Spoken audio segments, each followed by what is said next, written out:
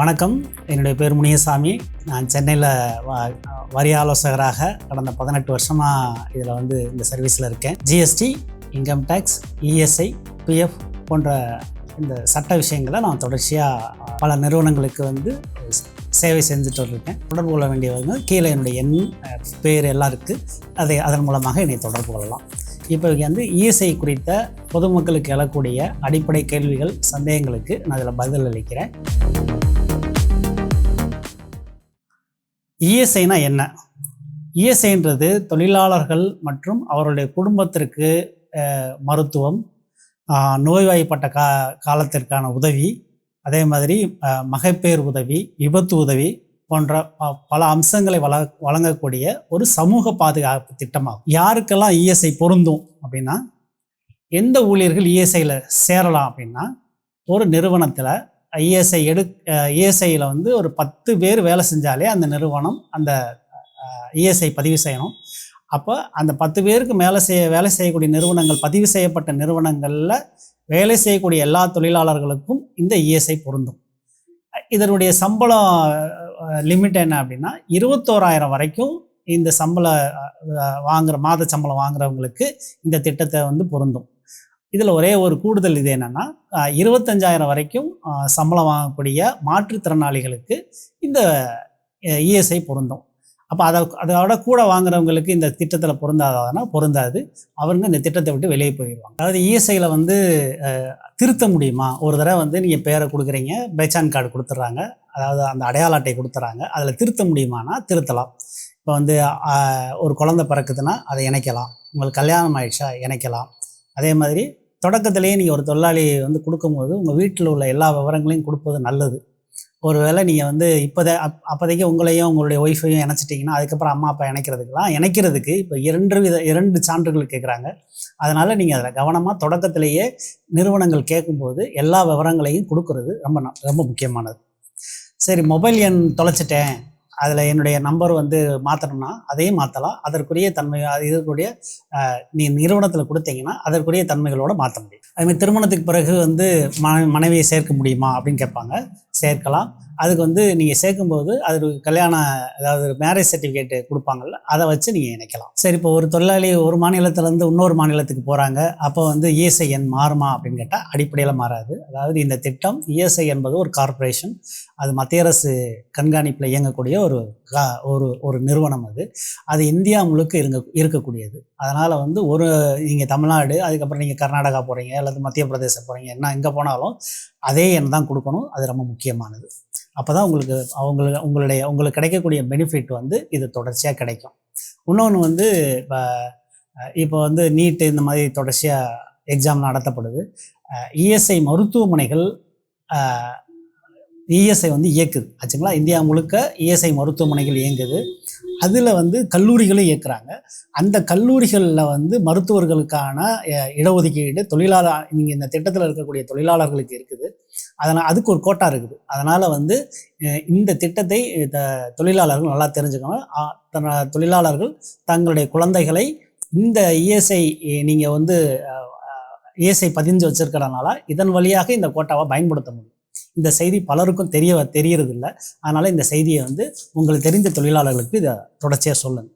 ஒரு தொழிலாளி அவருக்குன்னு சொல்லி இப்போ அருகில் இருக்கக்கூடிய ஒரு டிஸ்பென்சரியை பதிவு செஞ்சு கொடுக்குறாங்க. ஒருவேளை நான் வீடு மாறும்போது டிஸ்பென்சரியை மாற்ற முடியுமா? ஆனால் மாற்றலாம். ஏன்னா டிஸ்பென்சரின்றது அவங்க வீட்டில் உட முடியாத போது அவர் அருகில் இருக்கக்கூடிய டிஸ்பென்சரியை மருத்துவம் பார்க்கக்கூடிய திட்டம் தான் அந்த டிஸ்பென்சரின்றது ஸ்கீம். அப்போ நீங்கள் வீடு ஏரியா மாறும்போது ஆட்டோமேட்டிக்காக டிஸ்பென்சரி மாற்றலாம்.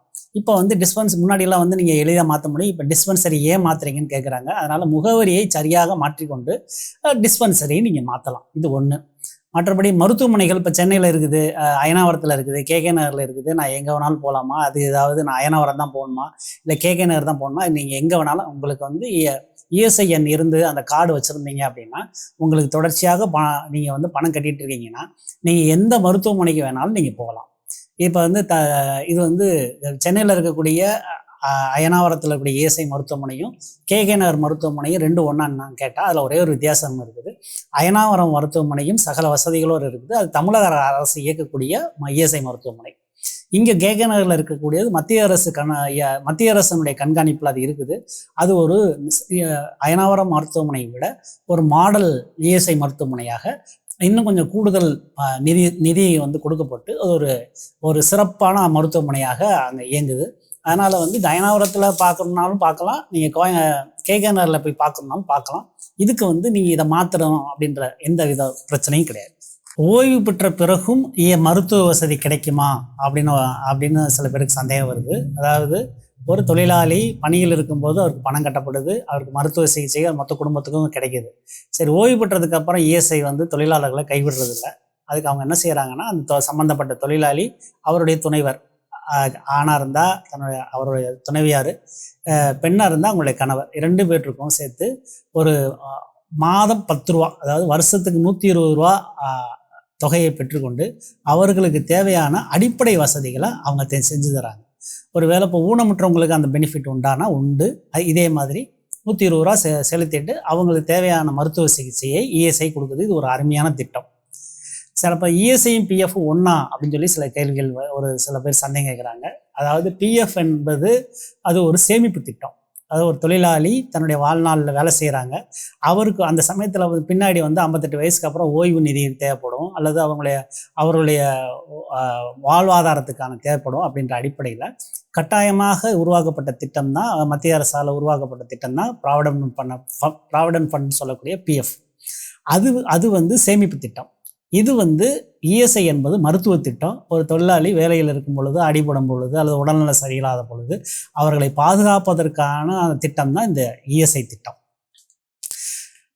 இஎஸ்ஐ வந்து எனக்கு பிடிக்கிறாங்க சார், ஆனால் வந்து அதை கவர்மெண்ட்டுக்கு கட்டுறாங்களா அப்படின்னு சொல்லி அதை நீங்கள் கேட்குறது உங்கள் எம்ப்ளாயர்கிட்ட நீங்கள் கேட்குறதுக்கு உரிமை உண்டு. நீங்கள் வந்து இப்போல்லாம் வந்து இஎஸ்ஐலேருந்து ஒரு மெசேஜே வருது, உங்களுக்கு வந்து இவ்வளோ பிடித்தம் செஞ்சுருக்காங்கன்னு சொல்லிட்டு. ஒருவேளை இப்போ வந்து அதை இப்போ டிஜிட்டலைஸ் பண்ணிகிட்டு இருக்கிறாங்க.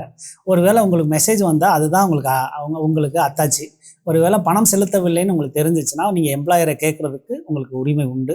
இல்லை இஎஸ்ஐயில் போய் உங்களுடைய பேட்ச் ஆன் கார்டை கொடுத்து, சார் இதில் பணம் கட்டியிருக்காங்களான்னு கேட்கவும் உங்களால் முடியும். இல்லைன்னா இஎஸ்ஐ தளத்தின் வழியாக உங்களுக்குன்னு ஒரு அடையாள எண் தரப்படுதில்ல, அதன் வழியாக இஎஸ்ஐ எம்ப்ளாய்க்கு இருக்கக்கூடிய ஒரு தளத்தில் நீங்கள் உள்ளே போனீங்கன்னா உங்கள் அக்கௌண்ட்டில் பணம் கட்டப்படுதா இல்லையான்றதை நீங்கள் சரிபார்க்க முடியும். ஒரு வேளை பணம் கட்டலைன்னு உங்களுக்கு தெரிஞ்சிச்சுன்னா நீங்கள் இஎஸ்ஐ பிரான்ச் ஆஃபீஸ்லேயோ அல்லது தலைமைச் செயலகத்துக்கு, இஎஸ்ஐ வந்து தலைமைச் செயலகத்துக்கோ நீங்கள் புகார் அனுப்பலாம். கான்ட்ராக்ட் லேபருக்கும் இந்த இஎஸ்ஐ திட்டம் பொருந்துமா அப்படின்னா, கடந்த 10 ஆண்டுகளாக எல்லா தொழிலாளர்களுக்கும் இஎஸ்ஐ கட்டாயம் சொல்லி அரசு வந்து இஎஸ்ஐ மூலமாக அதை வந்து பரிந்துரைக்கிறாங்க.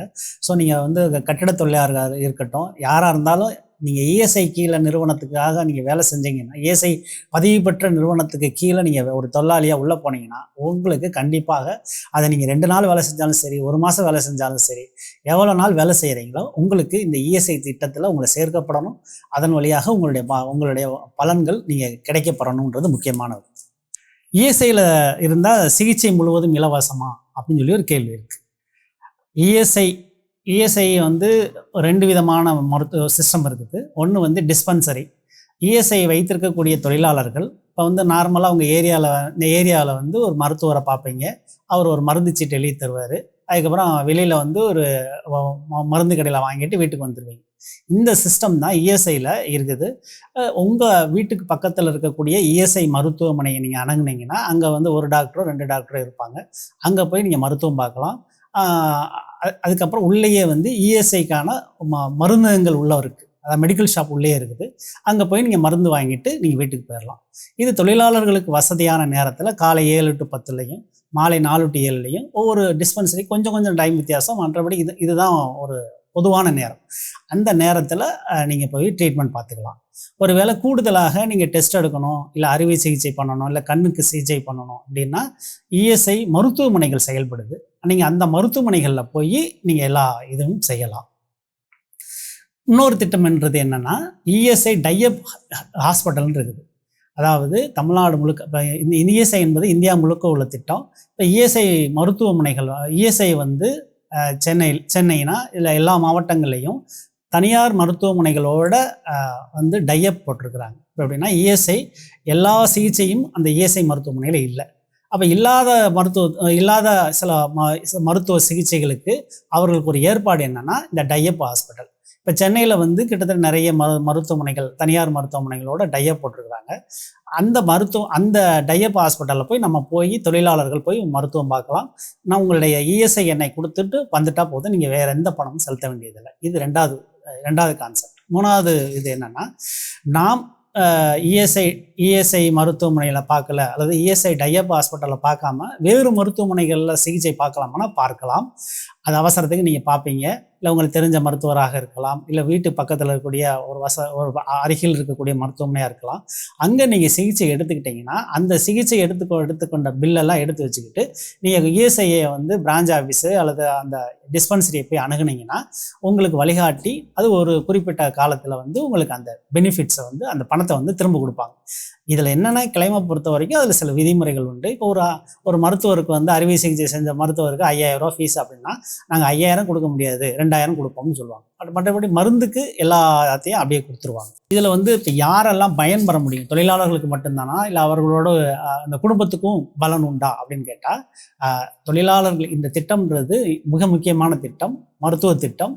இது எந்த அளவுக்குன்னா, அவருக்கு மட்டும் இல்லாமல் அவருடைய துணைவியார் அல்லது துணைவர், அவருடைய எத்தனை குழந்தைகள் இருந்தாலும் பார்க்கலாம். அதே மாதிரி அவர்களை சார்ந்து இருக்கக்கூடிய அம்மா அப்பா, அதாவது அவர்கள் தனியாக எங்கேயாவது ஒரு நிறுவனத்தில் வேலை செஞ்சாங்க, தொழிலாளியாக இருந்தாங்கன்னா அவங்களுக்கு இஎஸ்ஐ வந்துடும். அப்போ அவங்களுக்கு கிடையாது. ஆச்சுங்களா? அப்போ உங்களை சார்ந்திருக்கிறாங்க, அவங்க வேலைக்கு போகலை அப்படின்னா அது உங்கள் விதிமுறைக்கு உட்பட்டு நீங்கள் உங்களுடைய தொழிலாளியோட அம்மாவும் அப்பாவும் கூட பார்க்கலாம். ஸோ இப்போ ஒரு குழந்தைய அடாப்ட் பண்ணுறீங்க, அதாவது தத்தெடுக்கிறீங்க, அந்த குழந்தைக்கு உண்டா? ஆமாம், உண்டு. ஸோ அப்போ அதனால் வந்து மொத்த குடும்பத்தையும் பாதுகாக்கிறதுக்கான இது ஒரு திட்டம். இது ஒரு அருமையான திட்டம். கார்டு கையில் இல்லை, மருத்துவமனை செல்ல முடியுமான்னு கேட்டால் அது வந்து பேச்சான் கார்டு அப்படின்னு சொல்லி சொல்கிறாங்க. உங்கள் நிறுவனத்தில் நீங்கள் வேலைக்கு சேர்ந்ததுமே அந்த நிறுவனம் வந்து ஒரு பேச்சான் கார்டு ஒன்று தருவாங்க. அந்த கார்டில் உங்களுடைய ஃபேமிலி ஃபோட்டோ ஒட்டி, யாரெல்லாம் இப்போ வந்து ஒரு குடும்பத்தில் யார் இருப்பா, தொழிலாளி, அவங்களுடைய குடும்பம், அவங்க ஃபோட்டோ எடுத்து அதை ஒட்டி ஒன்று எம்ப்ளாயர் சைன் பண்ணலாம். இல்லைன்னா வந்து பிரான்ச் ஆஃபீஸில் போனீங்கன்னா மேனேஜர்னு ஒருத்தர் இருப்பார், அவர் சைன் பண்ணாருன்னா அந்த டெம்பரவரி கார்டை வைத்துக்கொண்டு நீங்கள் போய் இஎஸ்ஐ டிஸ்பென்சர்லையோ மருத்துவமனையிலையோ ட்ரீட்மெண்ட் பண்ணலாம்.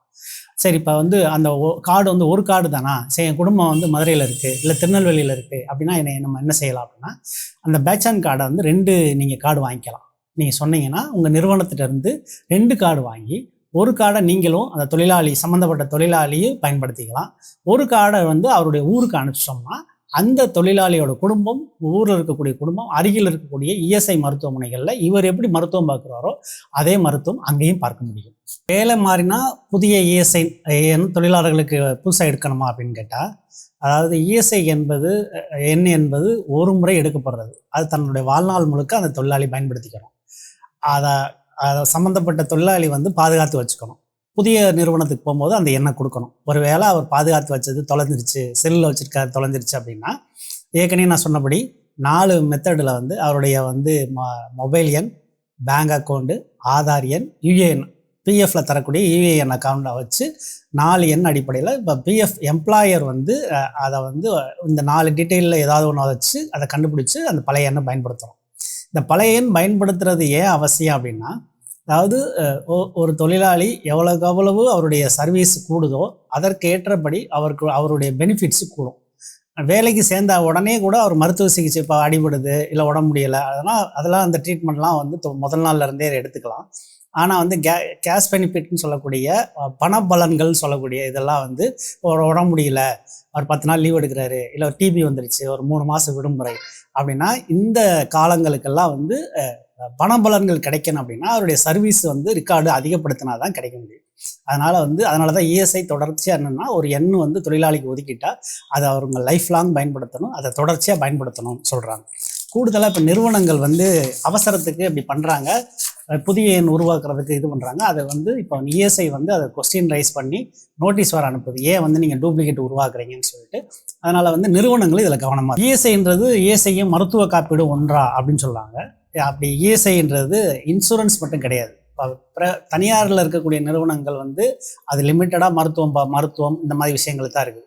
இப்போ பணபலன்கள் நான் ஏற்கனவே சொன்ன மாதிரி பணபலன்கள் உள்ள திட்டமாக இது இருக்குது. அதனால் நிறைய அம்சங்கள், நிறைய பலன்கள் கொண்டதாக இஎஸ்ஐ திட்டம் இருக்குது. அதனால் இங்கே மருத்துவ காப்பீடும் இதுவும் ஒன்றா நினச்சிக்காது.